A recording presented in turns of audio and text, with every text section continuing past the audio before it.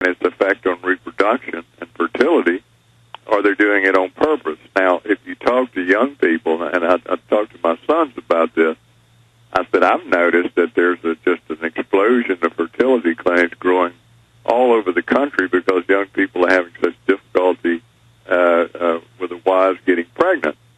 And he said, yeah, a number of his friends have had that problem because, you've either got to conclude, well, something else is in the air and the water and the food that's producing infertility for this sudden change in fertility of our young people, or possibly someone's doing this on purpose with this combination fluoride, mercury vaccination exposure and glutamate exposure to reduce fertility. But I mean, Dr. Blaylock, you in the past on this show have read amazing quotes by the Rockefellers and in their own textbooks and documents where they admit they're eugenicists and wanted to create a medical tyranny to reduce the population. And then just recently, Eco Science, the textbook written by the White House science czar, John P. Holdren, about how they would implant us with devices to sterilize us, put drugs in the water, lower our libido and sterilize us, set up a planetary government to do this, eradicate the family, using the educational system as the wedge to start that. And then since then, all these other books he wrote and government textbooks have come out describing exactly what they're now doing. And I have him in congressional hearings where Jay Rockefeller says, oh, you walk on water. Oh, you're the master planner. Oh, you're the great builder.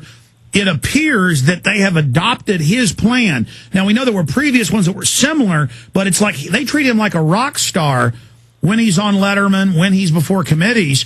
And it appears that his plan from 1977 in this case was adopted. Well, yeah, and as I told you on that previous program when we were talking about the Rockefeller Foundation and Carnegie Foundation and Ford, they were spending virtually millions, hundreds of millions of dollars on population control, eugenics, and sterilization. And if you read their literature, I'm talking about some of the most powerful, influential people in society in the 1910, 1920 era, it was very open, this call for controlling a population and reducing the level of the unfit and people without social utility. They were quite open about it. Well, they're not quite as open about it, but they're still writing about these things in the literature. And these are people that are very influential, writing in prestigious journals and magazines. If you look at the group of papers collected by the Hastings Center, which Ezekiel Emanuel, Dr. Ezekiel Emanuel, the health czar for Obama, his papers are calling for this very thing, that we need to let the elderly die and stop giving them health care because they're an expense to the society and they have no right to live. Well, this was a very similar thing that we heard in the 1910s and 20s being funded on a massive scale by the Rockefeller and Carnegie and Ford Foundation. And at the same time in Germany, I'm talking about in 1910, long before Hitler came along, their society was just flooded with the same literature, and so was Austria, talking about the need to control the unfit and to control. And we know who funded that, the Rockefellers, again, with the Kaiser Wilhelm Institute, exactly. Almost single-handedly bankrolled it, along with Thomas Watson of IBM. And much of their literature came from the United States. They were quoting the literature that was produced by the Rockefellers and the Carnegies. So Hitler grew up in a society that openly was discussing the need to eliminate the unfit and the people that were disabled. That's right. Hitler thought the U.S. and England were going to join him. And that's why the King of England, Edward VIII at the time, was a Nazi, and Hitler was on Time magazine, and, man, he's doing a great job sterilizing and killing the retarded kids, and, my God, we need to have more of this here, and we can drug the water, and then they went underground, and now they're doing it to us, and the general public better wake up. Well, the problem with the average person is they're not reading what these people are writing, because they're openly writing about a lot of this now. The need to regulate and control society. If you read this health care bill, and I've read all 1,017 pages, and analyzed various sections of it in detail. It is designed to eliminate the unwanted people, and it conforms exactly to this Rockefeller idea that certain people are not fit to live in society and they have no right to be here, and that governments should decide who has the right to live in the United States and who doesn't. I wrote a paper recently called Social Utility. Who should we let mom, grandmother, and grandpa live?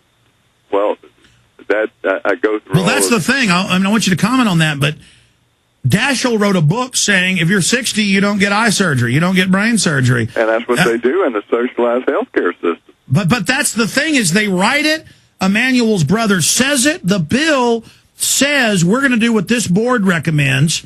And then you read what the board recommends, and it's what you just said. And then they lie and say we're not doing this, just like they have bills introduced for compulsory service, and Obama wants it, and he's going to have the kids form up in front of him next week, literally with telescreens like 1984. Right.